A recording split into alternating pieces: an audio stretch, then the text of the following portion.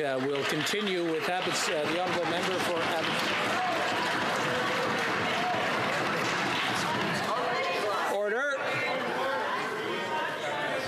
Order. You know what? The Honourable Member has 5 minutes and 34 seconds. He'll have that much when we come back and we can come to a fresh Parliament. Statements by members. Déclaration de député. L'honorable député de... Honourable Member for Regina Leuven. Mr. Speaker, 75 years ago today, in the largest seaborne invasion in the history of the world, Allied soldiers opened another front against Nazi Germany to help liberate occupied Europe. The first Canadians on the beach were the Regina Rifles. They landed at the most heavily fortified German point on the Anglo-Canadian beaches, facing artillery and 12 machine gun pillboxes. 2 of the regiment's landing craft were destroyed by mines. Fortunately, most of the Regina Rifles made it ashore with support from amphibious tanks.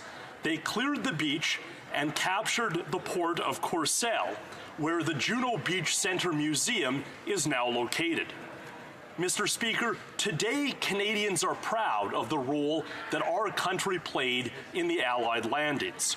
The people of Regina will always remember what our regiment contributed to this Canadian victory.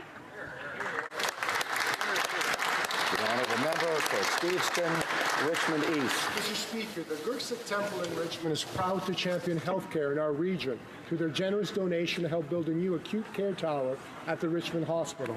The temple was established in 1979 as a place of worship and gathering for people of the Sikh faith. Followers believe that the purpose of life is to grow closer with God through service to others. Their $1.3 million donation certainly meets these principles. To quote Gary Barrar from the temple, "We all rely on our local hospital during our days on this earth. It's a common need that unites us all." On behalf of the Richmond community, Mr. Speaker, I want to thank Mahar G. Gary Barrar, Jinder Barrar, and all members of the Naxar Sikh Gurdwara Temple for their service to our great community. The Honourable Member for Battle River Crowfoot. Mr. Speaker, after 6 elections and close to 19 years in the House, it's time for me to leave. While this has been an extremely difficult decision, it is the right decision, and it will allow me to spend more time with my family, especially my new grandson, Caden. My wife, Darlene, my son Ryan, my daughter Kristen, and her husband Matt have patiently and stoically stood by my side since November of 2000 when I was first elected. For that, their unwavering support and love, saying thank you just wouldn't be enough. I will, over the coming years, try my best to repay such a huge debt of gratitude and make up for that lost time. To the people of Battle River Crowfoot, thank you for the faith you placed in me to represent you. I tried my utmost to always respect and truthfully represent your views and your concerns in Ottawa. I will miss all your letters, emails, phone calls, and in-person discussions and debates. I've made many friends during this time, and especially the campaigns. Thank you to Neil and Leona Thorogood and Bruce and Sylvia Dahl, just a few of the many lifelong friends we've made. Thank you very much. Bravo.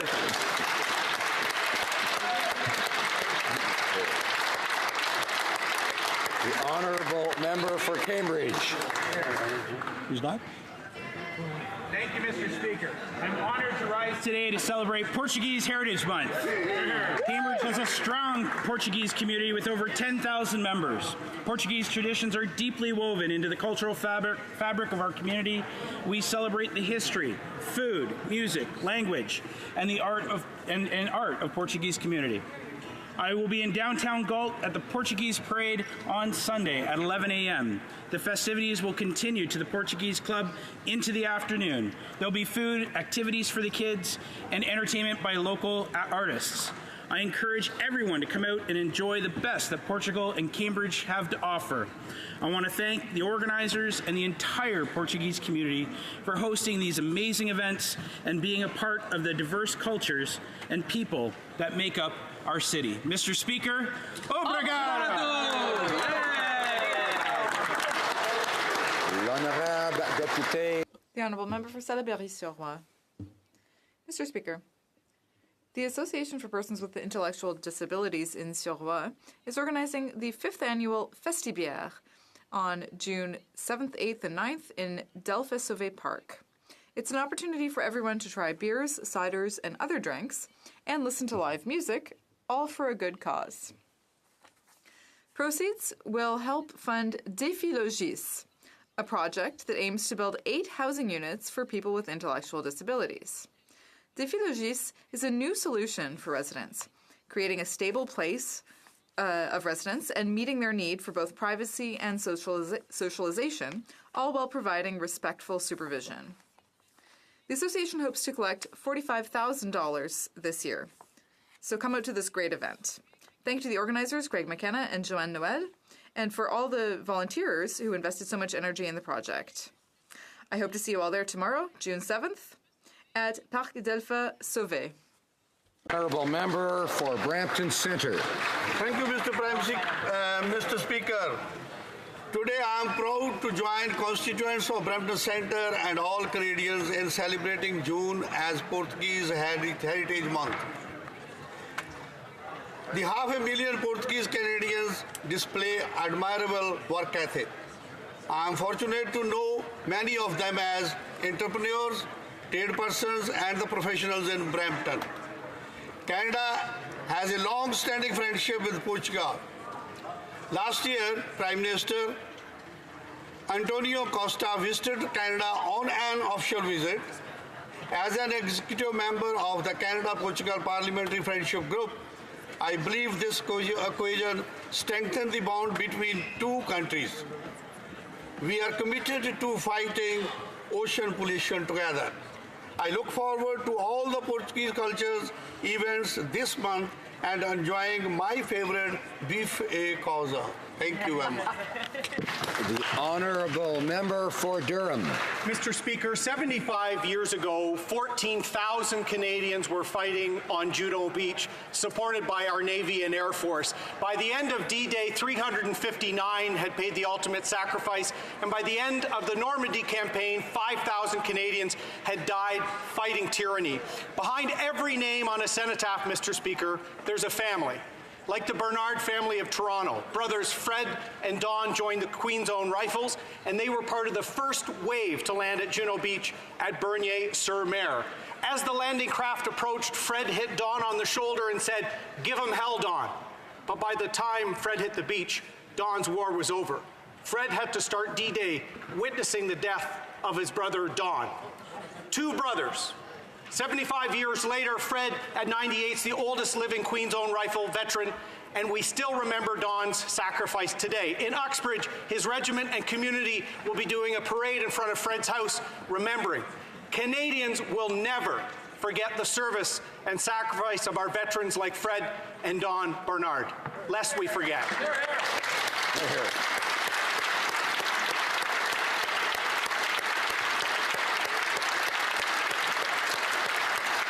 The Honourable Member for Davenport. Mr. Speaker, boa tarde. For the second year, June is celebrated nationally as Portugal Heritage Month. As a Member of Parliament for Davenport, home of the largest Portuguese community in Canada, I'm inspired every day by the hardworking Portuguese, whose passion for their families, church, community, and soccer is second to none. Through Canada-Europe Trade Agreement and the Youth Mobility Agreement, both signed over the last years by our government, Canada and Portugal will forge even stronger relations. I'd like to thank the Portuguese leaders, clubs, associations, and media who have tirelessly promoted the Portuguese culture, language, and community. They serve as an inspiration for this national recognition. It is to honor them and their aspiration for the Portuguese to be recognized at the highest level of our nation and be celebrated for its many contributions to Canada. So whether you're cheering on Ronaldo during the World Cup, singing along to Shawn Mendes' tune, or eating a pastel de nata, take the time to celebrate Portugal this month. Viva Portugal e viva Canada! Obrigada, Mr. Speaker. L'Honorable Deputy. The Honourable Member for Longueuil-Charlemagne. Mr. Speaker, it's an honour for me to rise in this House today to highlight an important milestone in Canadian history. On June 6, 1919, 100 years ago today, Canadian National Railway was incorporated through the Act of Parliament and set out on its journey to become the only transcontinental railway in North America. I started my career at CN, so I know firsthand how they encourage employees and retirees to contribute to society through CN's community partnerships and volunteer programs. As part of CN 100, they are recognizing June 6th as CN in Your Community Day. Every year, employees will be given time off to volunteer in their municipalities. CN is an integral part of the communities that lie along its 30,000-kilometer-long network. The anniversary will also include a tour called A Moving Celebration, where CN 100-themed train cars will tour major North American cities. 100th anniversary, CN, we wish you continued success.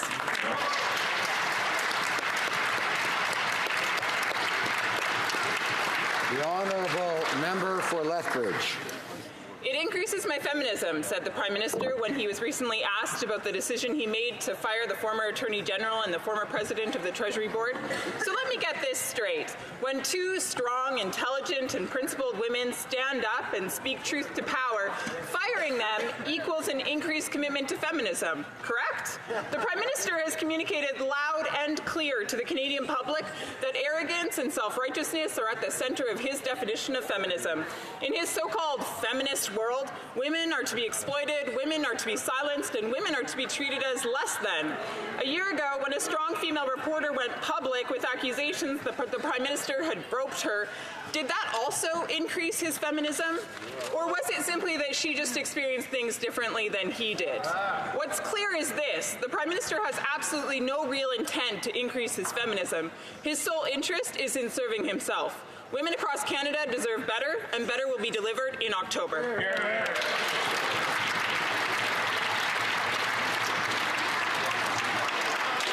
I encourage members to be judicious in their comments and avoid things that might be considered insulting. The honourable member for Kitchener Centre. Thank you, Mr. Speaker. Today I rise to recognize the HMCS Kitchener, which was one of 123 corvettes or escorts built in Canada during the Second World War. Named after communities across the country, like my own, they were critical to maintaining supply lines during the Battle of the Atlantic. On June 6, 1944, D-Day, the Kitchener was the sole Canadian corvette escorting landing craft to the beaches of Normandy.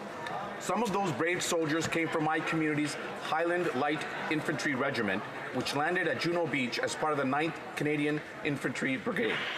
As the Canadians pushed inland, the Kitchener returned to fight on the seas. Let us remember the 14,000 Canadians who fought on the beaches that day to secure our freedom. On this, the 75th anniversary of D-Day, I encourage my colleagues and all Canadians to learn more about the corvettes named after their own communities. Thank you, Mr. Speaker. The honourable member for Ottawa West Nepean. Mr. Speaker, the women and men who stand up to fight for human rights around the world, often at great personal risk, are today's heroes, and they often go unrecognized and unsung. Today, the Subcommittee on International Human Rights had the opportunity to recognize and give voice to 3 of these courageous human rights defenders, some of whom are here with us in Ottawa today. Marguerite Barankitse a aidé plus de 20,000 orphelins. Has helped many orphans have access to health care, education, and cultural services. Hussein has worked tirelessly with Bangladesh Legal Aid Services to make the Bangladeshi legal system accessible to marginalized groups. And Teresita Quintas Delis, or Gang, as chair of Insight Gov, is a champion for human rights, democracy, and peace in the Philippines. Today, we honor them for being true change makers. They are an inspiration to all of us to look beyond ourselves and make a better and more just world for our children. Thank you, Mr. Speaker.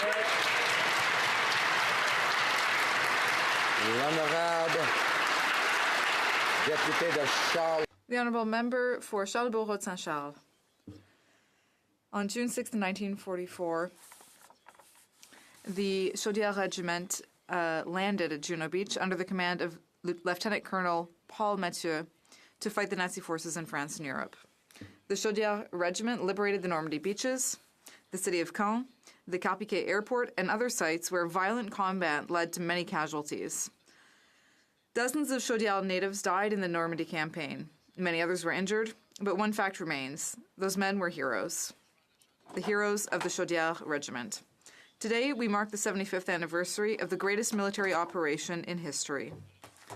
In memory of all the Quebecers who fell on the battlefield protecting our freedom, let us show our eternal gratitude to these men by saying, "Never again, lest we forget."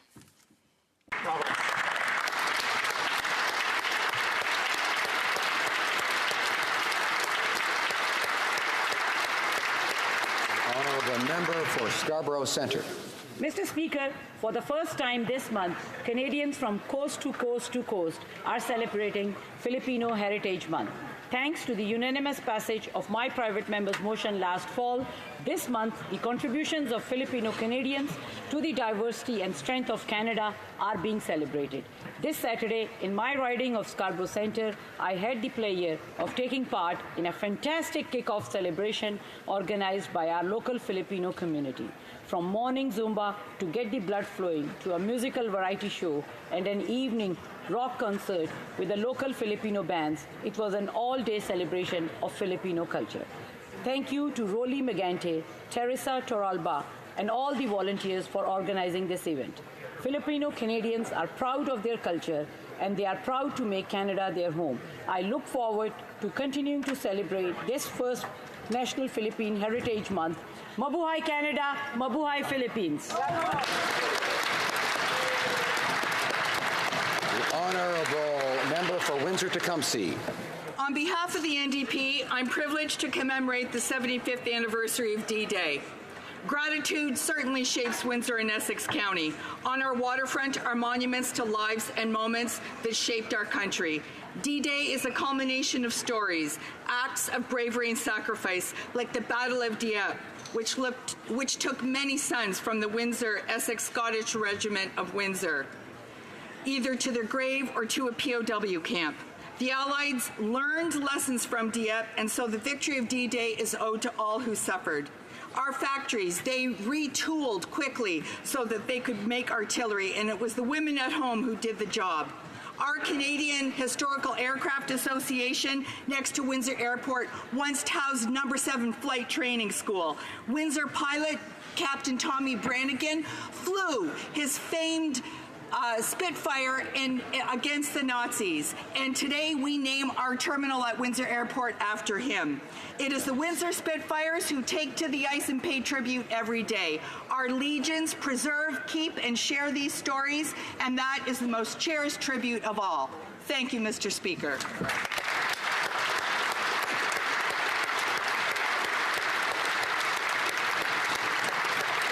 The Honourable member for Barrie-Innisfil. D-Day veteran Martin Maxwell, now 95 years old, made this profound and relevant statement in the days leading up to today.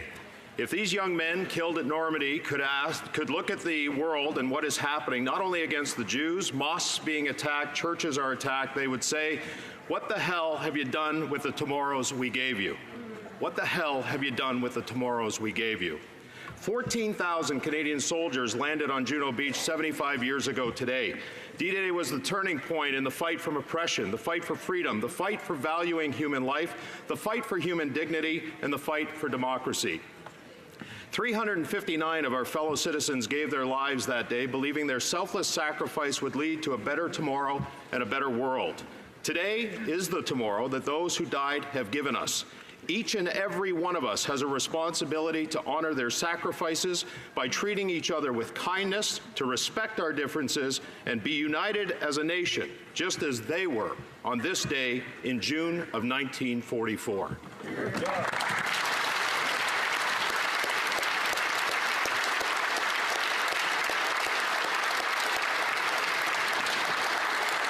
Honourable member for Beaches East York. Today marks the 75th anniversary of D-Day, when thousands of Canadians reclaimed Juno Beach in what marked the beginning of the end for the Nazis in World War II. We took the beach in 2 hours, and Canadians advanced the furthest of any Allied unit. Hundreds of Canadian men died on Juno Beach, and thousands of Canadians sacrificed their lives in the war in the name of freedom, equality, and justice. This past weekend, I marched in an annual D-Day commemoration and participated in a service in the cemetery at St. John's, Norway, hosted by our local Beaches East York Legions. Afterwards, I stopped by the home of Guy Eisner. He's one of a smaller number of surviving World War II and D-Day veterans. We had a beer and played cribbage together, a game he told me he learned to play in the foxhole. And we talked about his service, his life, and his belief that Canada is the best country in the world. It is. And it is because of men and women like him. We owe Mr. Eisner and all those who served in World War II a debt of gratitude. Nous nous souviendrons, Mr. Speaker. We will remember.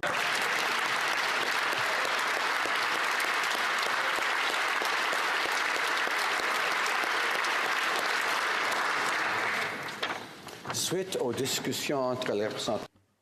Following discussions among parties in the House, I believe there is an agreement to observe a moment of silence to honor the 75th anniversary of D-Day.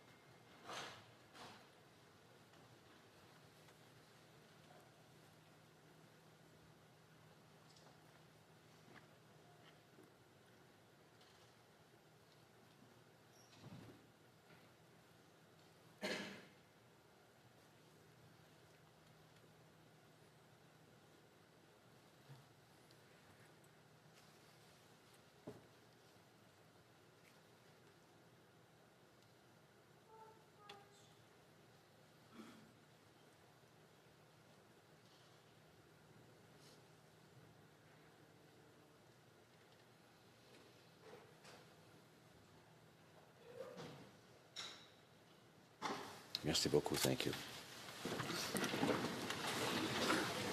Questions orales, oral questions. The honourable member for Milton.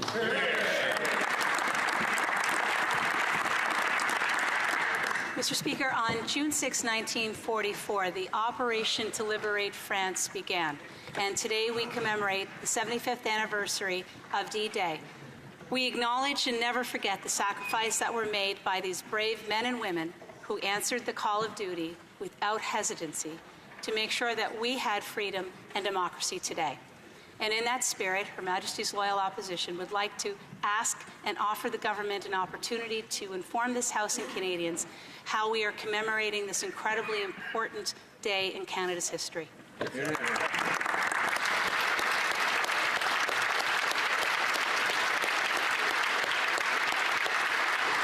Honourable Minister of Border Security. Thank you very much, Mr. Speaker. I am very honoured to have the privilege of standing before this House on behalf of the Prime Minister, the Minister of Veterans Affairs, parliamentarians, premiers, and members of our armed forces who are today in France celebrating and commemorating the sacrifice and the service of so many Canadians who gave their lives and who served in their youth to bring peace to our world.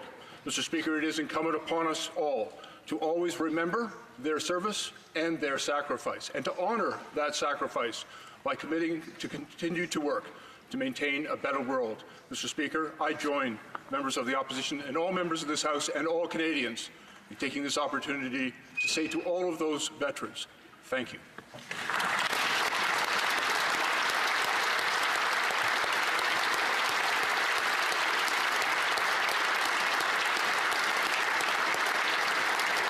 Honourable member for Milton. Thank you, Mr. Speaker, and I'd like to thank the Honourable Minister for his gracious words. Mr. Speaker, as we are approaching the election in the fall, of course, many of us are in our communities now talking to our constituents. One of the topics that continuously comes up for me in Milton is the fact that Canadian families are worried about affordability. They worry about more taxes that they're seeing on their bottom line each and every day.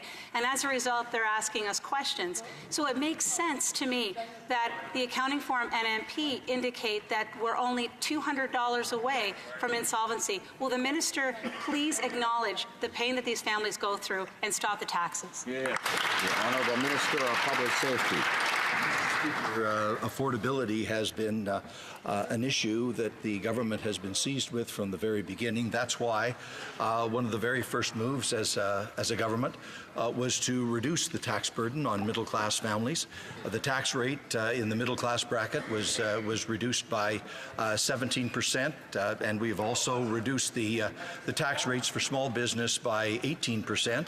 The whole purpose here is to leave more money in the pockets of ordinary Canadians so that they have greater spending power, and that drives more jobs and growth. Honourable member for Milton. Mr. Speaker, I don't believe Canadians actually agree with this government that they reduce tax liability, because what they are seeing is they're seeing their loss of their ability to deal with their education and their tuition costs through a tax credit. They've lost their transit tax credit. They've also lost their child's arts and fitness tax credit. These things are meaningful to Canadian families, and as a result, they are asking how many more taxes are coming. Can this government please ensure and give comfort to Canadian families that they will not continuously look to them for more taxes? Honourable Minister of Public Safety. Speaker, to add together the Canada Child Benefit with the middle-class tax reduction, which I have already referred to, the typical Canadian family is $2,000 better off compared to all of the boutique tax credits that was provided by the previous government. When you add together the total benefit package, the fact of the matter is that taxes on middle-class families are down substantially as a result of the Canada Child Benefit and the middle-class tax reduction by about $2,000 per family. The Honourable Member for Richmond-Athabasca. Mr. Speaker, since the Liberals were elected, Canadian families pay $800 more per year in tax because of the carbon tax, which has made groceries and gas more expensive, or the abolition of tax credits for public transit, or the abolition of tax credits for children's sports and culture. Canadians are fed up with paying for Liberal errors. When will the Liberal government stop taking more and more money from the pockets of Canadians? The Honourable Minister. Thank you, Mr. Speaker. We were elected with a very clear mandate to help the middle class because it'll help our country grow. Our economy is running smoothly. We're helping children and reducing taxes for the middle class. We've created 1 million new jobs, and we have the lowest unemployment rate since 1976. And this is one of the strongest growths in the G7. And we'll almost be at the lowest level of debt in 40 years. And the average family has $2,000 more in their pockets in 2019 than they did in 2015. The Honourable Member for Richmond-Athabasca. Mr. Speaker, the data is clear. Canadian families pay $800 more a year. 1 out of every 2 Canadians is $200 or less away from insolvency. 80% of Canadian families are paying more taxes today because of the Liberals. The Liberals are the only ones who think you can tax people and improve their lives. Can the Liberal MPs stop taking money from the pockets of Canadians, hard-earned money? The Honourable Minister of Social Development. Mr. Speaker, I'm somewhat upset from what I've heard from the official opposition. If we should talk about the Canadian Child Benefit. In his riding alone, there are tens of thousands of children who receive an average of $550 per month. This is non-taxable, and it helps people in his riding to invest in our children and invest in our future. I'm upset by the fact that in 2019, the Conservatives still haven't talked about the CCB, and this has had a significant impact in their community. The Honourable Member for Berthier-Baskin-Angers. Once again, rich companies have had a pass, and KPMG's rich companies, clients have been evading taxes. But for Liberals, there are 2 types of rules. One's for the rich and another one's for everyone else. Mr. Speaker, why does this Liberal government keep giving favors to wealthy companies that are trying to bypass our rules and regulations? The Honourable Minister of National Revenue. We're committed to fighting tax evasion, and the rules, these out-of-court agreements have independent processes from the CRA to make sure our tax system is fair. And the rules can only be used appropriately in some circumstances, and I'm concerned by the lack of transparency, and that is why I gave directive to the agency to review its process to have greater transparency, and that is why some of these deals were concluded. Sorry, Mr. Speaker, but that answer is simply not good enough. The CRA has been letting tax cheats off for far too long, and Canadians have been looking at this government for leadership, and all they do is say they're not in charge. Well, if they're not in charge, who is, Mr. Speaker? Because Canadians need to elect a government that will take care of big tax cheats, and this government isn't doing it. So please, stop with the incredible answer that somehow the Minister of National Revenue doesn't have anything to say about whether tax cheats get off the hook in Canada, and give Canadians the answer they're looking for, which is that the rich are going to pay their fair share.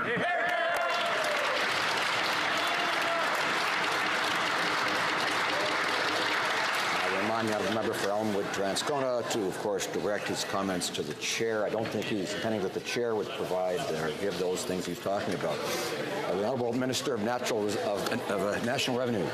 Mr. Speaker, unlike the Conservatives, we take the fight against tax evasion very seriously, and that is why we invested more than $1 billion in the CRA to have the necessary tools to fight tax evasion in Canada and abroad. I'm concerned, as I said, about the lack of transparency in these out-of-court settlements, and I did give a directive to review the process to increase transparency. Canadians deserve a fair tax system, Mr. Speaker. You deserve that, Mr. Speaker, but clearly they're going to need a different government to get it. I'll say this. When the wealthy and well-connected want help getting out of paying their taxes, the Liberals are there to get them an expedited secret deal. But there's 3,000 to 5,000 veterans living homeless in Canada right now, Mr. Speaker. And yesterday, MPs from all parties supported a motion that would give a stipend to veterans in order to help them put a roof over their head. But we all know it's not going to happen until the government adopts this as its own policy. So is the government prepared to develop a program to give direct help to veterans to be able to put a roof over their heads? If so, when and with how much? The Honourable Minister of Border Security. Thank you, Mr. Speaker. Mr. Speaker, we know that even one homeless veteran is one homeless veteran too many, and our government is committed to ensuring that no one who has served our country will end up on the streets. Our whole-of-government approach is making a difference for homeless veterans across the country. Last June, we brought together over 70 organizations working on this issue to find the appropriate path forward. Our increased focus on outreach is identifying more homeless veterans, getting them the services and financial support that they need. It will remain a priority for our government and will continue to do the important work that our veterans deserve. The Honourable Member for Berthier-Masquinongé. Mr. Speaker, several veterans have been left alone with no support and without even a roof over their heads. And this is shameful. In Canada, between 3,000 and 5,000 veterans are homeless.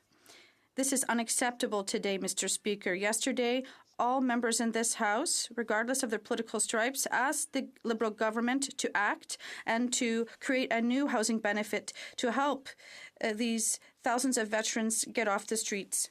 Mr. Speaker, when will the government follow up on this request and take concrete action to give veterans the support they deserve? The Honourable Minister of Social Development.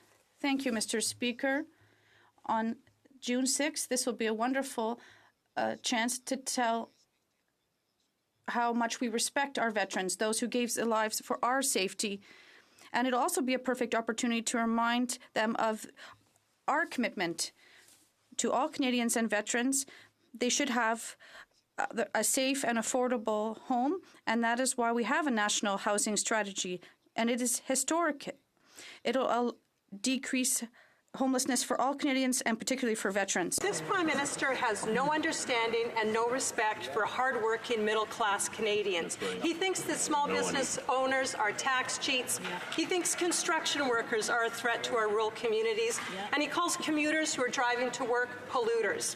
He's made it more expensive to access public transit, to buy textbooks, or to put their kids in sports. But to add insult to injury, these are the very people who are going to be paying more at for gas at the pump. So why is the Prime Minister making life so expensive for everyday middle-class Canadians? The Honourable Minister of Infrastructure. Mr. Speaker, it's quite ironic to hear from the opposition, the knows best opposition in Ottawa. We know who they are. The Conservative know best, as the leader said, I think, a few days ago. Mr. Speaker, we have made historic investment in public transit. Just a week ago, the Canadian Infrastructure Bank invested more than $2 billion in the GO Rail transit system to make the life of transit commuters. Because on this side of the House, we think that Canadians know best. We think that people know best. We think that transit users know best, Mr. Speaker. That's the difference between us and them. The Honourable Opposition House Leader. Well, I'll tell you what the Prime Minister has no idea of and doesn't know anything about, and that's the struggles that everyday middle-class Canadians are going through. Because he's more focused on self-promotion and increasing his so-called feminism than on the needs of hard-working families. He does absolutely nothing while small business owners are dealing with the price of his carbon tax. Canadian families are falling further and further behind under the weight of his failed economic policies, and they're asking for tax breaks. You know what, Mr. Speaker? Conservatives are going to give Canadians those tax breaks. Why are the Liberals ignoring Canadians? The Honourable Minister of Small Business. Mr. Speaker, we are a government that cares about the small businesses, that cares about creating jobs in this country. This is why we have lowered the small business tax rate to 9%, making it one of the lowest. We're helping hardworking Canadians create those jobs in small businesses. We're helping small businesses be more competitive. We've cut more regulations in the 3.5 years we've been government than you did than the Conservatives did in the last 10 years. Mr. Speaker, we're working hard for Canadians. I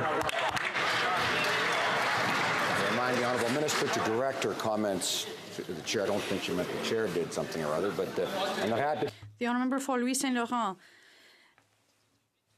Small business owners in Canada remember that only 2 years ago the Minister of Finance attacked them directly. And why does the Prime Minister think that small business owners are trying not to pay their fair share of taxes?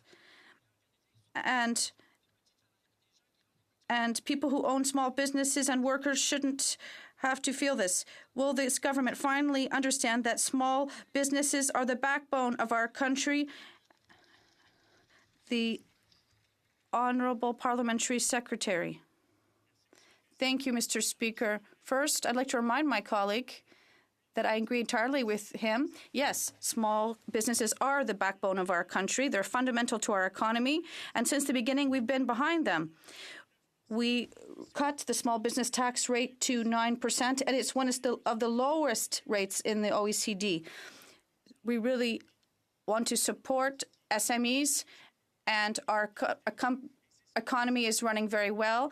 And this growth is what the Conservatives have never been able to offer them. The Conservatives' figures speak for themselves, as do ours. The Honourable Member for Louis Saint Laurent. I'd like to remind my colleague that his Prime Minister has already said that for him, small companies try to skirt their fair share of taxes. And this is not the case for entrepreneurs and Canadian workers who have to create wealth for our country.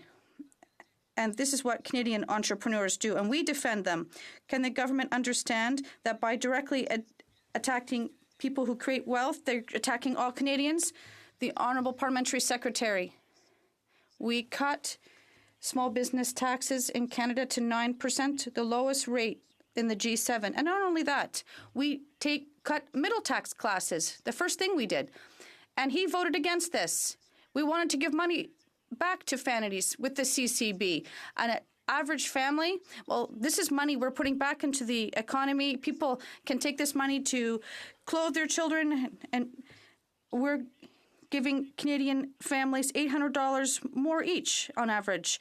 And we're talking about $69 million helping 22,000 thousands of children, and the Conservatives voted against this. Honourable member for Carleton.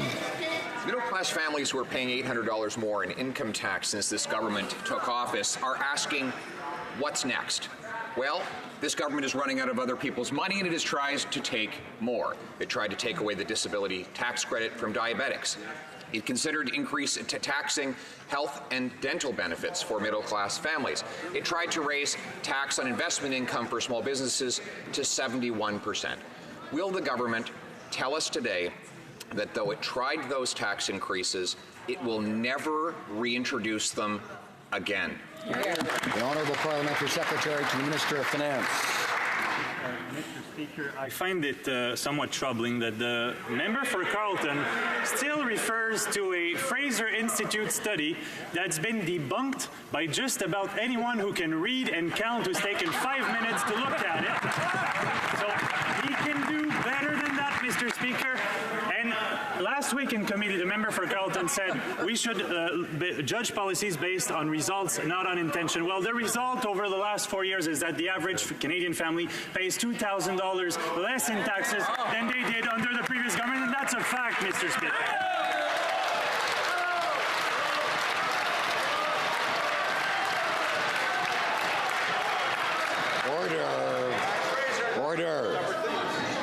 Order. Shh. The Honourable Member for Carleton. So now the government that missed its deficit promises by $20 billion wants to extol its virtues and prowess in arithmetic, Mr. Speaker. He wins the award for irony today. I wish he would win the award for clarity. I asked him a very specific question, that he would rule out future tax increases on Canadian families, the ones they tried to implement already. The reason, won't he admit, that they won't rule those out is because the only way the Liberals can pay for their out-of-control spending is through massive tax increases. Honourable Parliamentary Secretary. Thank you, Mr. Speaker. And again, I find it also troubling when he talks about the deficit. He was sitting around the cabinet table when they added $150 billion to the national debt. With what to account for? Again, let me quote, again, in committee last week, he said we should judge policies based on results, not on intention. He was quoting an unnamed economist. Surely that was not Stephen Harper, because when you look at the results of their decade in power, worst job creations since 1946, worst growth in 69 years, worst growth in exports since the Second World War. Mr. Speaker, in 3 years we've delivered.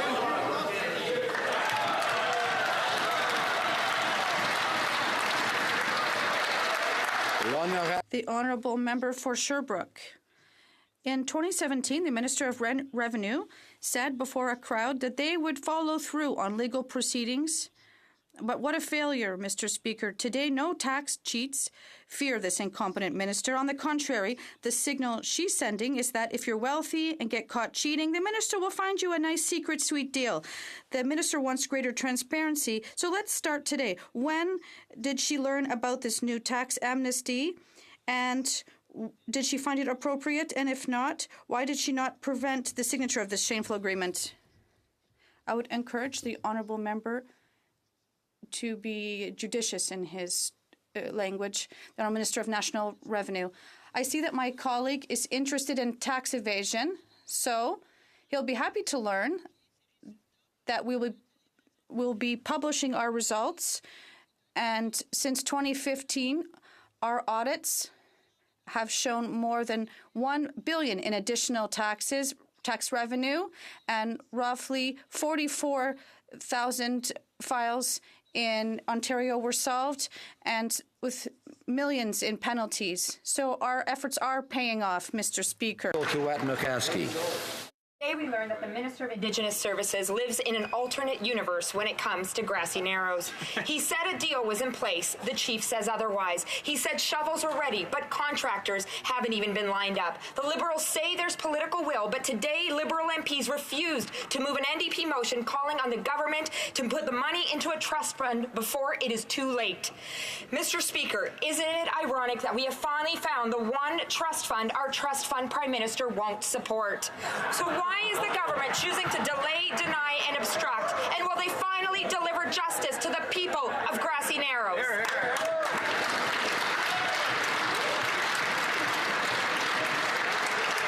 I encourage members to be judicious and prudent in their comments and try to avoid the comments that could be considered insulting. The Honourable Parliamentary Secretary to Mr. Speaker, our government recognizes the health issues that the people of Grassy Narrows have endured for over 50 years, and they continue today. We share the community's goal of finding a solution that meets their needs. We remain steadfast in our commitment to build a health facility in Grassy Narrows. We will continue discussions with the Chief and Council until we arrive at a solution. This facility, Mr. Speaker, will get built.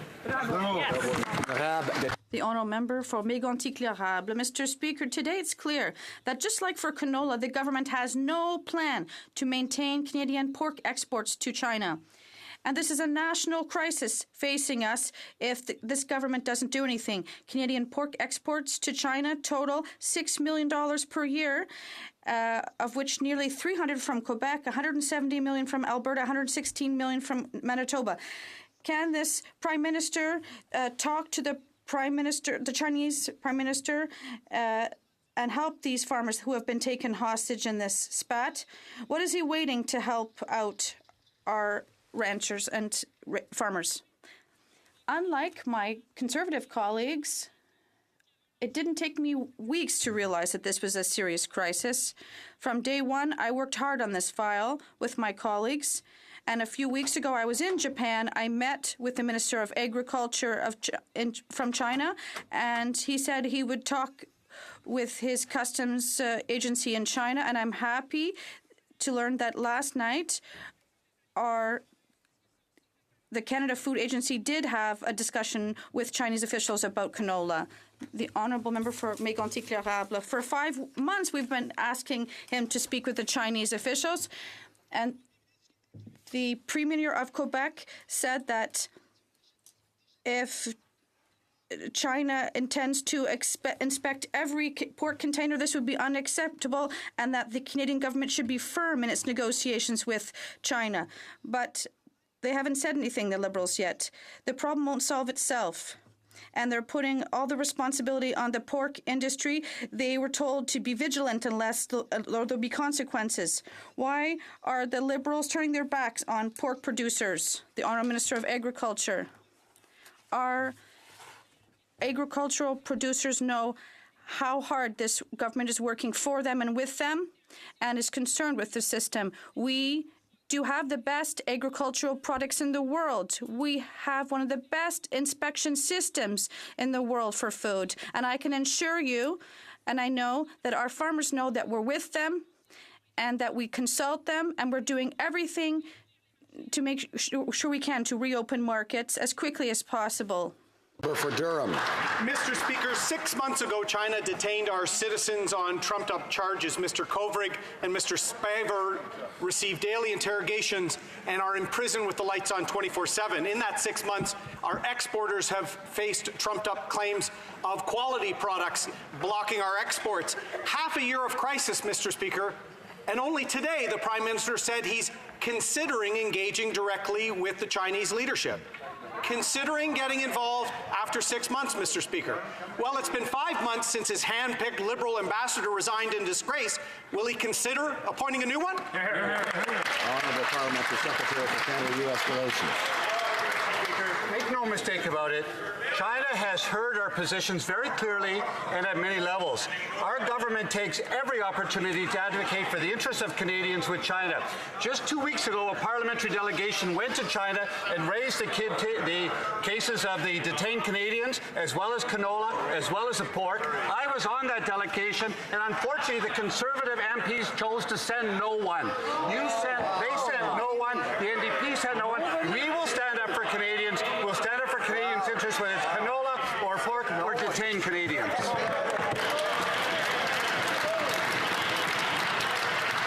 Order. I remind colleagues to, as the honourable member for Barrie Innisfil said earlier, be kind to each other.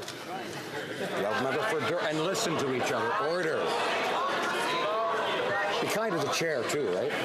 The honourable member for Durham. Mr. Speaker, let's summarize 6 months of Liberal failures on China. Our citizens are suffering, our exporters are suffering, and the situation is deteriorating each week. After 6 months of no plan, today the Prime Minister said he's considering getting involved. Mr. Speaker, he should consider getting serious about China. This diplomatic dispute won't be solved by tweets or by photo ops. Rather than tweets about Canada's back, how about they get our Canadians back? The Honourable Parliamentary Secretary to the Minister of Foreign Affairs. Mr. Speaker, there are Canadians' lives that are at risk in these cases. And the cases of Michael Kovrig and Michael Spavor are a priority for this government. This is not about grandstanding. It's not about scoring points. It's about keeping Canadians safe. We've rallied an unprecedented number of partners around the world in support of Canada's position.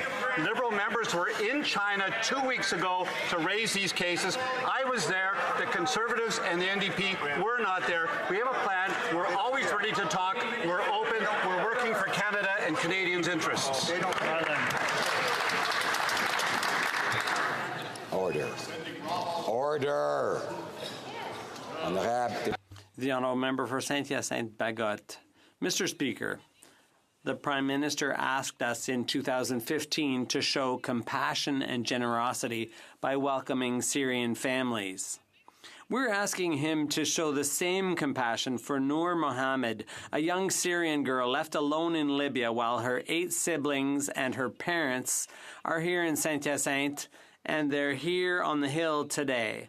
I asked the Immigration Minister to help Noor, but unfortunately he declined. Why do the Liberals ask us to show compassion when they themselves will not? Immigration. Merci, Monsieur le Président. Thank you, Mr. Speaker, and I'd like to thank my colleague for her question. She knows that she can speak to me or the minister about this case, but we certainly can't speak publicly on the floor of the House of Commons about this case. Family reunification is a priority for this government. We have taken extraordinary steps to enable families and to reunite and to come together as families. It's important for social, psychological, and economic integration to Canada, and that we want to continue to do this for the future. Workers spend up to $5,000 to come to Canada for a job that never materialized. They sign an employment contract with Golden Eagle Farms, part of the Aquilini empire. They have valid employer specific permits, and it's been over 6 months and they have yet to get work. If there was no work at Golden Eagle Farms for these migrant workers, how on earth did the Aquilini Group get a positive labor market impact assessment for 280 workers? Will the minister stop this abuse and immediately issue open work permits for these women? Honourable Minister of Employment. For her passion for the equal treatment of all workers in Canada, no matter where they come from. Temporary foreign workers are entitled to the exact same protections and rights as every Canadian, and I'm aware of the recent reports regarding the treatment of temporary foreign workers at the Aquilini Group. We take these allegations very seriously. The department is aware of these allegations. They'll be conducting an investigation into these claims. Whether you're a Canadian, a permanent resident, or a temporary foreign worker, your health and safety matters to this country, to all of us, and we'll continue to work with provinces and territories, employers and workers to make sure that every worker in Canada is protected. Thank you. The honourable member for Outremont. The fight for women goes on. Residents of Outremont have shared their concern about the questioning of a woman's right to access to an abortion. Has always led on this issue. That's why Canadians are so concerned about the increasing rhetoric that we're hearing both at home and abroad. Could this House please get an update on the work that our government is doing to support the rights of women and girls around the world? Honourable Parliamentary Secretary to Mr. Kawin. Thank you, Mr. Speaker. Mr. Speaker, we know when women and girls are healthy and empowered, everyone benefits. That's why we made a historic investment of $1.4 billion a year for women and girls' health at the Women Deliver Conference. $700 million will go specifically towards sexual and reproductive health rights to fill the gap that was left by the previous Conservative government, and will empower 18 million women and girls by 2030, Mr. Speaker. With this, Mr. Speaker, we will be at the forefront of international efforts to improve the health of women and girls, and also stand firmly in support of women's right to choose here at...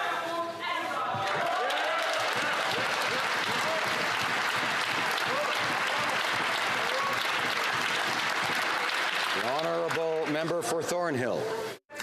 Mr. Speaker, we learned today that Elections Canada will spend $650,000 to hire social media influencers.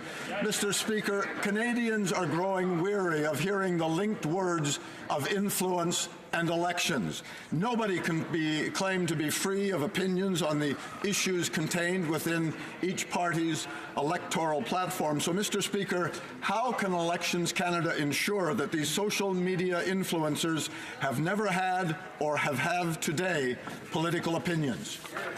Honourable Minister of Democratic Institutions. Thank you, Mr. Speaker. Unlike the Conservative Party, we will not muzzle scientists, we will not muzzle public servants, and we will certainly not muzzle Elections Canada, Mr. Speaker. In fact, in Bill C-76, we empowered Elections Canada to talk to Canadians about the importance of voting.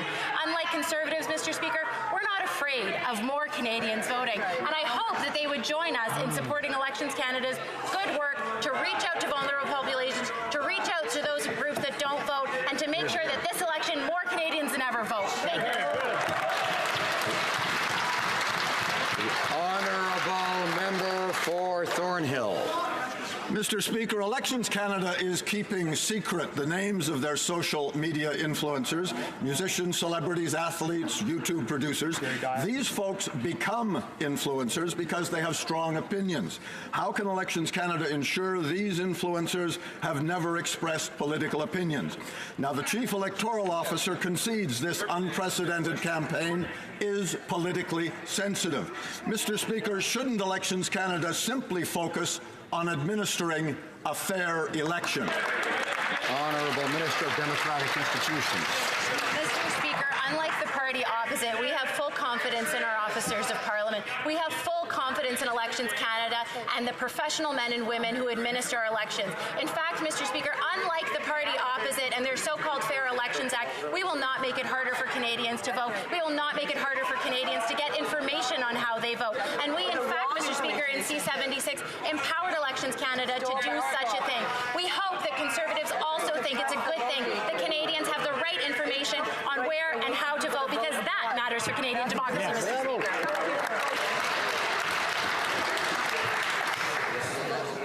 Order. À l'ordre. The Honourable Member for Portneuf-Jacques-Cartier. Mr. Speaker, yesterday was World Environment Day, and I thought the minister was going to come clean and admit the Liberal plan for the environment wasn't working. Action is urgently required, and we Conservatives acknowledge that. The Liberals must take action and propose a true plan to hit Paris targets. Why such determination to hide the truth from Canadians? I'd like the Minister to listen closely to my question. It's very simple. When is her government going to come clean and admit that Canada won't be hitting GHG reduction targets under the Paris Agreement? The Honourable Parliamentary Secretary. Committed to hitting our targets because we know failure is not an option. I'd invite the Honourable Member to take a look at our climate plan, the Pan-Canadian Framework framework on climate change. Mr. Speaker, has over 50 measures. We're putting a price on pollution. By 2030, 90% of Canada's electricity will be generated from non-emitting resources. We've made the largest investments in the history of our country in public transit and protecting nature. Mr. Speaker, these are just a few examples of how we're taking it seriously. We can reduce our emissions, grow our economy, and make life more affordable at the same time. The honourable member for Abbotsford. Well, the Liberal Environment Plan is in shambles. Raw sewage in the St. Lawrence, $1 million handouts to Loblaws, punishing carbon taxes, and now it's clear the Liberals won't even meet their own Paris targets because they don't have a climate plan, they have a tax plan. Yet the minister refuses to admit her plan has failed. She even told us her strategy. If you repeat it, if you say it louder, people will totally believe it. When will the minister admit her plan is totally not believable and will not meet the Paris targets? The Honourable Parliamentary Secretary. Mr. Speaker, I would take the criticism seriously if it came from a member of a party who actually had a plan of their own to talk about. You want to see what Conservative climate action looks like? Look at Doug Ford in Ontario dismantling flood protection, showing up at a flood zone and saying, oh gee, I wonder what this is all about. Jason Kenney in Alberta had to shut the vents of the provincial legislature while they were debating the repeal of the carbon pricing legislation. What's next? Is Saskatchewan going to sue the floods and fires themselves? Mr. Speaker, it's time the Conservatives pull their head out of the sand and join us in the 21st century.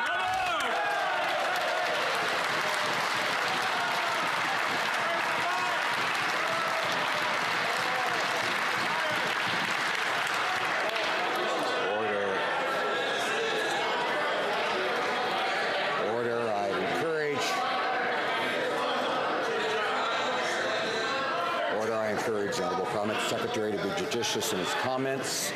The honourable member for Rosemont La Petite Patrie. An Australian study warns of the dire consequences of climate change. We're on a course towards global warming of 3 degrees Celsius, which will devastate ecosystems and force 1 billion people from their homes. But here at home, the Liberals are missing the Conservatives' targets and have bought a pipeline to boost oil sands production. Young people have even taken the federal government to court today. What is it the Liberals don't get? Why are they ignoring science and our young people? Have they buried their heads in the sand, in the oil sands? The Honourable Parliamentary Secretary. Member for his question. I'd like to thank all the young people who are advocating for climate action. Mr. Speaker, I agree with the NDP's intention. They have their heart in the right place, but they haven't thought their plan through. If you actually look at the commentary on their plan from the Eco-Fiscal Commission, they've indicated that the NDP's plan for big emitters is going to hurt the Canadian economy and won't do anything to reduce emissions because it just inspires polluters to cross the border and pollute elsewhere. We've actually been working on a plan for several years now. The NDP seems committed to implementing some of the things we've been doing. It's time that they actually look at what's been going on and realize we're taking action. Order. The honourable member for Cypress Hills Grasslands seems to be having trouble sitting quietly when others are speaking and not speaking out when he hasn't got the floor. So perhaps he'd like to not do that and to wait until he has the floor. And over that before, or he could talk to his colleague Barry Innisfil about us all being kind to each other and listening. Right? The honourable member for Longueuil-Saint-Hubert. Mr. Speaker, 6 months ago to the day, the NDP invited all parties to work together on the climate crisis because missing our targets is a shared failure. The Liberals and the Conservatives are still refusing to cooperate. So I have a message for the young people demonstrating outside. Get involved in the next election and give the boot to any MPs who aren't lifting a finger. It's shocking. I was going to ask the minister a question, but honestly, what's the point? So just keep on thinking you're the best and go it alone.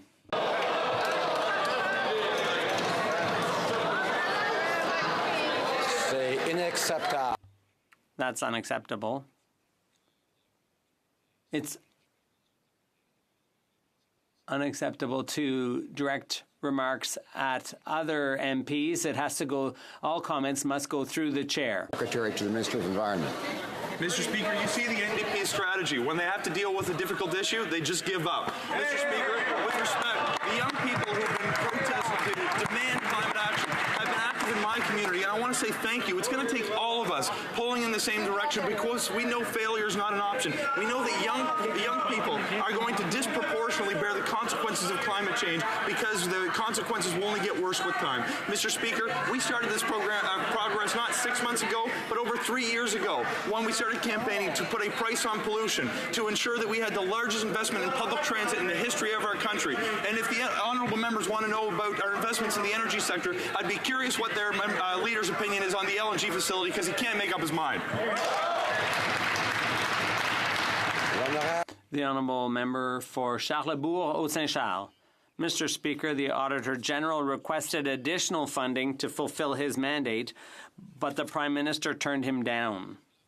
So he had to drop government performance audits on cybercrime and Arctic sovereignty. Once again, if it's about national security, this Prime Minister's not interested. Can the Public Safety Minister bring the Prime Minister to his senses? The Honourable Minister of Public Safety. With respect to the important question of cybersecurity, the honourable gentleman will know that very early in our mandate we reviewed that whole field, a very important priority in national security. We announced a national cybersecurity strategy last year, and in the last two budgets we've invested very close to $1 billion in the cybersecurity of Canadians. Yeah. Member for Calgary, Rocky Ridge. Well, now we won't have an Auditor General's report to look into it and see if they've done their job or not. But, Mr. Speaker, for weeks the President of the Treasury Board has said that they always consider funding requests from officers of Parliament, while denying the Auditor General the money that they have repeatedly requested. The Auditor General needs another $10.8 million to do their job, including audits on cybersecurity and Arctic sovereignty. This is less than the money this government gave to Loblaws for refrigerators. Why is giving money to their friends more important than transparency and accountability? Honourable Minister of Public Safety. Mr. Speaker, on the very important question of support for the Auditor General, the President of the Treasury Board has pointed out repeatedly in this House that it was, in fact, the previous Conservative government that reduced the budget of the Auditor General, and our government has actually increased the budget and is always interested in looking for better ways in which to support that important work in the interest of transparency. The Honourable Member for Calgary Shepherd. The Canada Pension Plan Investment Board has over $48 million of Canadian pension dollars invested in Hangzhou Hikvision and Zhejiang Dahua tech companies, two firms working closely with China's military. These companies are playing a significant role in China's internment of over 1 million minority Uyghurs detained in these growing labor camps, euphemistically referred to as vocational schools. An Uyghur in these camps can expect a starvation diet, torture, forced labor, beatings, and worse. Will the government direct the board of the CPP to divest from these companies, yes or no? Secretary to the Minister of Finance.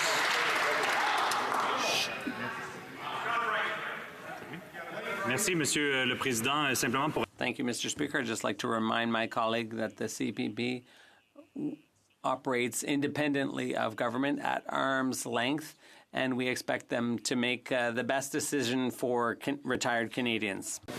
Mr. Speaker, the removal of the unjustified steel and aluminum tariffs and the introduction of the NAFTA bill by the Prime Minister is great news for Canadians and great news for small business. Yes. Could the Minister of Small Business and Export Promotion tell us what the ratification of the new NAFTA means for small business in Canada? Bravo! Honourable Minister.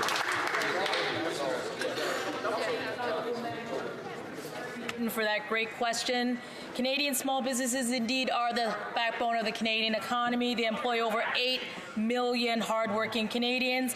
While the Conservatives wanted us to just make any deal at any cost, we stood up for Canadians. We've secured a new trade deal with the U.S. and Mexico. We've removed the unjustified tariffs on steel and aluminum. We've positioned our small businesses for success now and in the future, Mr. Speaker. Thank you. Honourable Member for Central Okanagan, Similkameen Nicola. Mr. Speaker, time after time the Liberals have failed to address the lack of internet connectivity for rural Canadians. Yesterday, this Liberal government announced a spectrum clawback that may significantly affect the internet service for a huge number of rural customers. How many rural Canadians will be negatively impacted by the Liberal government's decision to claw back and repurpose the 3,500 megahertz spectrum band? Honourable Minister of Innovation. Mr. Speaker, our government has been very clear in supporting our rural and remote communities when it comes to high-speed internet access. We're the ones that introduced the Connect to Innovate program, which invested $1 billion into our rural communities that allowed 900 communities to have strong backbone infrastructure, fiber infrastructure, so families could have access to high-speed internet connectivity. In the last budget, we made a commitment of up to $6 billion worth of investments into high-speed internet connectivity. And the 3,500 megahertz clawback and repurpose will continue to make sure communities have access to high-speed internet connectivity.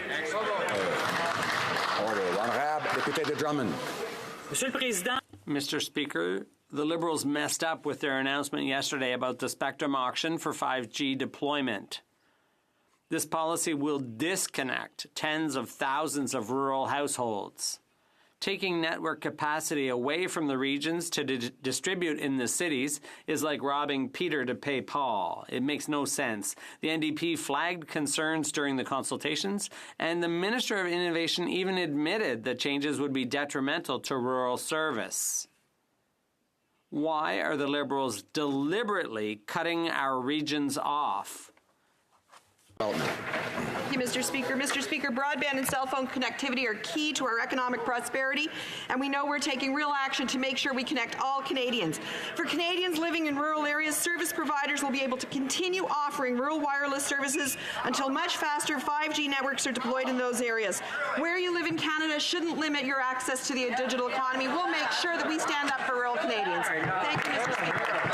The Honourable Member for Northwest Territories. Mr. Speaker, we know that northern communities face unique economic and environmental challenges, as well as a lack of modern public infrastructure, and that this government has plans to address these challenges.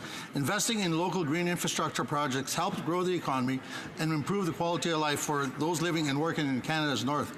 Can the Minister of Rural Economic Development please update this House on recent investments this government has made to improve water quality for future generations in Canada's north? Thank you, Mr. Speaker. Honourable Minister.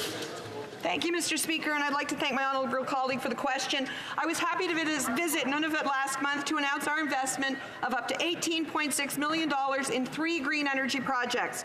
2 of these projects will replace diesel power generators in 6 communities to improve energy efficiency, reliability, and the overall energy production capacity.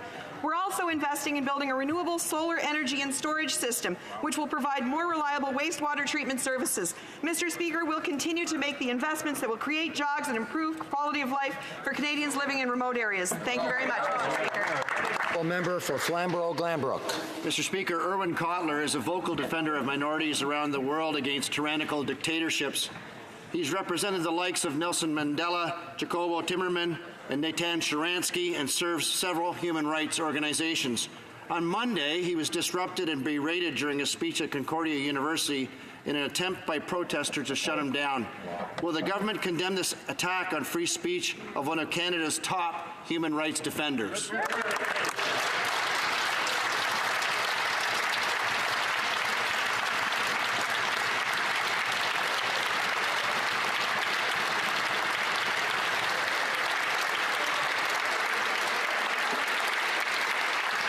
The Honourable Parliamentary Secretary to the Minister of Foreign Affairs. Mr. Speaker, it's a privilege, and I thank the honourable member for that question. I think everyone in this House, by their presence and by their applause, represents the idea that we stand with Irwin Cotler, who has been a defender of human rights, civil rights, justice around the world. We will send our support from this side of the House, and I think convey it from that side of the House as well to Mr. Cotler.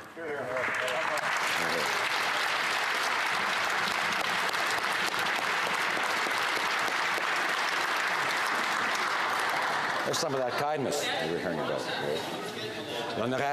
The Honourable Member for La Pointe de l'Île. Mr. Speaker, the same thing happens every year. Our businesses and farms don't get their temporary foreign workers on time because their applications are held up in Ottawa. It's really not hard to see coming. Summer comes about the same time every year, and so do the harvest, fishing, and landscaping seasons. They don't wait for the Government of Canada.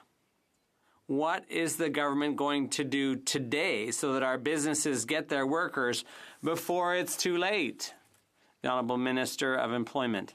It's an honor to get up and answer this member's question because it's an indication of just how hot our economy is. You know, with 1 million jobs added over the last 3.5 years, we have a new problem now. Employers are saying they just simply can't find people in any way, in any sector. And so, of course, we've seen as a result of that an increase in applications. Businesses are growing. They're able to sell more through trade agreements like the ones that we have with CETA and CPTPP. And so we've seen an increase in trade, a decrease in available population. That's why we've invested more money to actually proceed through the 40% increase in applications.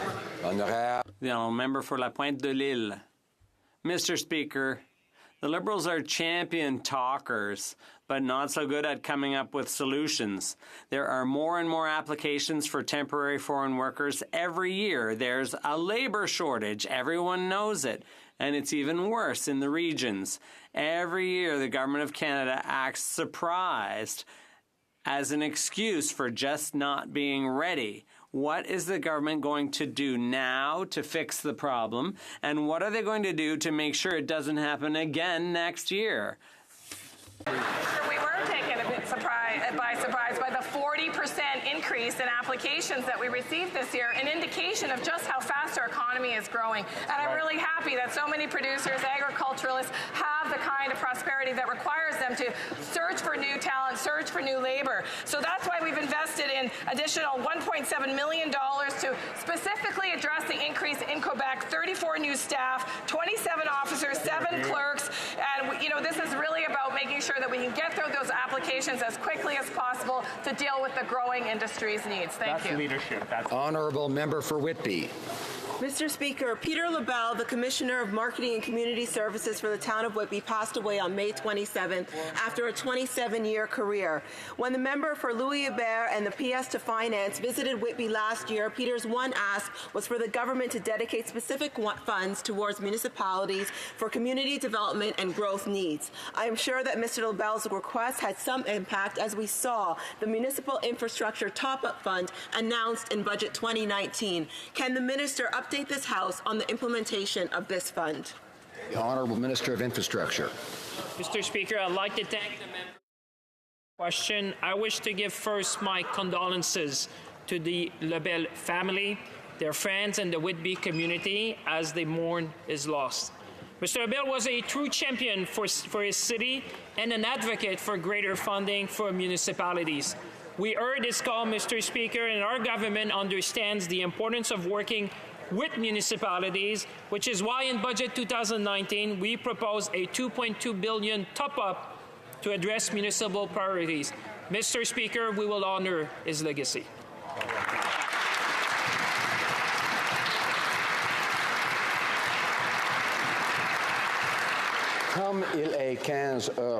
It being 3:15 p.m. The Minister of Health is rising on a point of order. Thank you, Mr. Speaker. I'm rising on a point of order to do with decorum during question period. Yesterday, the member for Lethbridge stood up and asked that the rules be upheld equally in this place and claimed that members on this side were heckling her. As you know, Mr. Speaker, it's an issue during question period where members are heckled. The Minister for Democratic Institutions sits very closely to me. Every time she stands, she's heckled loudly. Today, I couldn't even hear her answer, and yet she sits 2 seats away from me. Mr. Speaker, I would just ask if all members could perhaps show a little more respect to each other in this House, and if we could have more decorum in the House.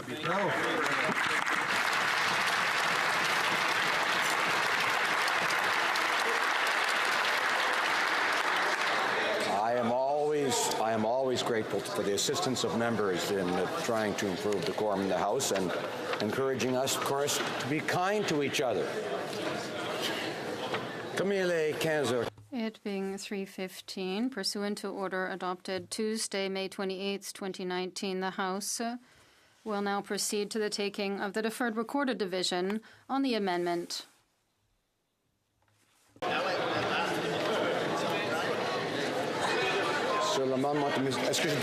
May I dispense? Call in the members.